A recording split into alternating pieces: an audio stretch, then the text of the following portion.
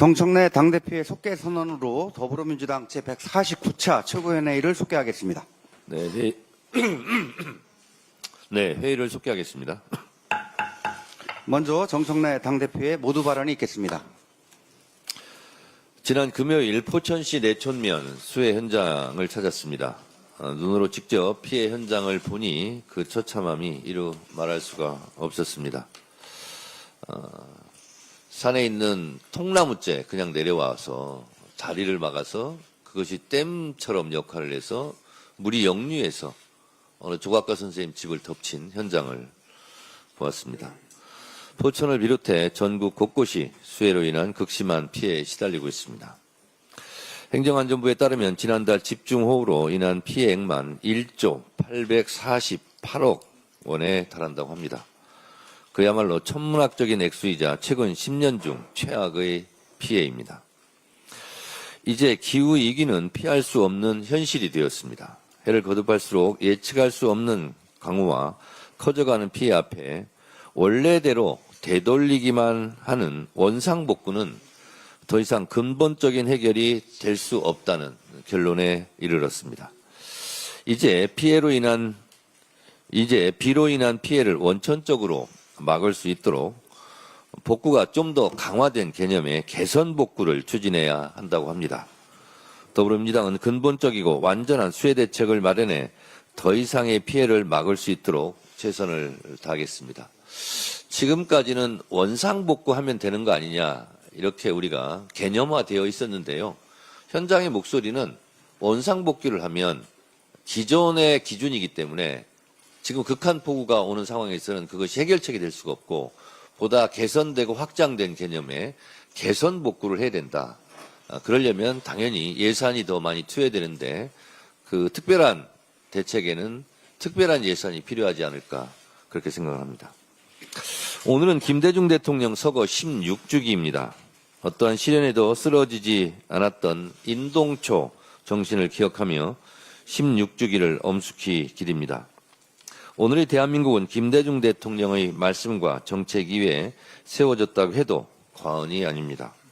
미래를 정확히 예측하고 대비한 김대중 대통령이 있었기에 우리는 지금 IT와 문화강국으로 불릴 수 있었고 선진국형 복지사회의 토대를 닦을 수 있었습니다.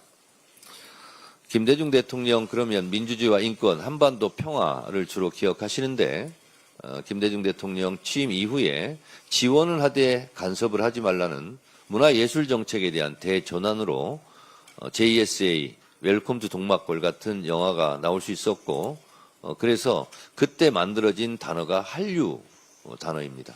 문화강국의 꿈은 이런 문화정책의 대전환으로 이루어질 수 있었고 우리가 코로나19 때 방역선진국이 될 수 있었던 것도 결국 김대중 대통령 때 초고속 인터넷망을 깔았고 그래서 우리가 인터넷 선진국이 될 수 있었고 QR코드로 분리대응을 할 수 있었던 것이 방역선진국이 될 수 있었던 원천이었다라는 것이 중평입니다. 그래서 코로나 감염 경로 추적 능력이 대한민국이 1등이었다고 합니다. 그래서 그 결과 방역선진국이 되었다고 합니다. 그렇다면 김대중 대통령의 그 해안 통찰력이 결국 오늘의 문화강국과 IT강국 방역선진국이 될 수 있었던 출발이고 토대를 닦았다라고 생각합니다.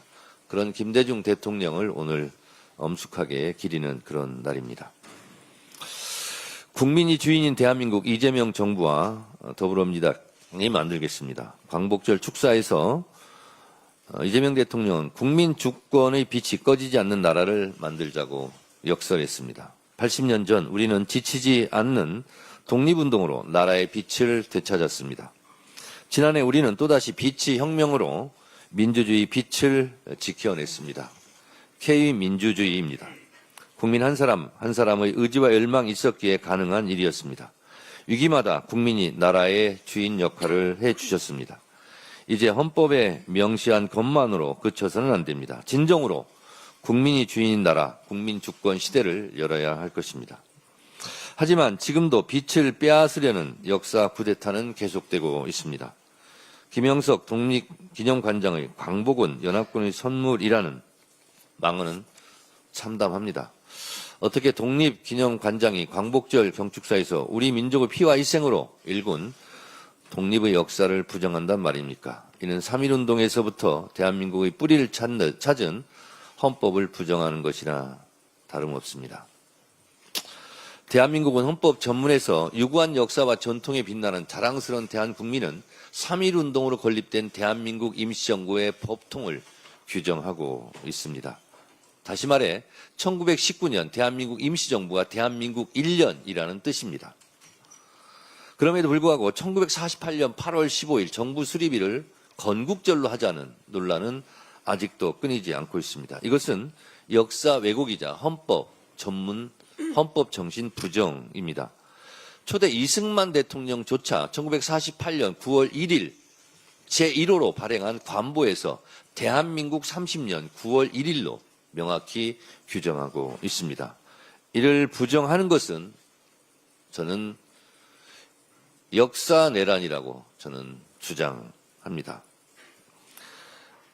건국절을 1948년 8월 15일로 하자는 송샘은 그 이전에는 나라가 없으니 애국도 없고 매국도 없다.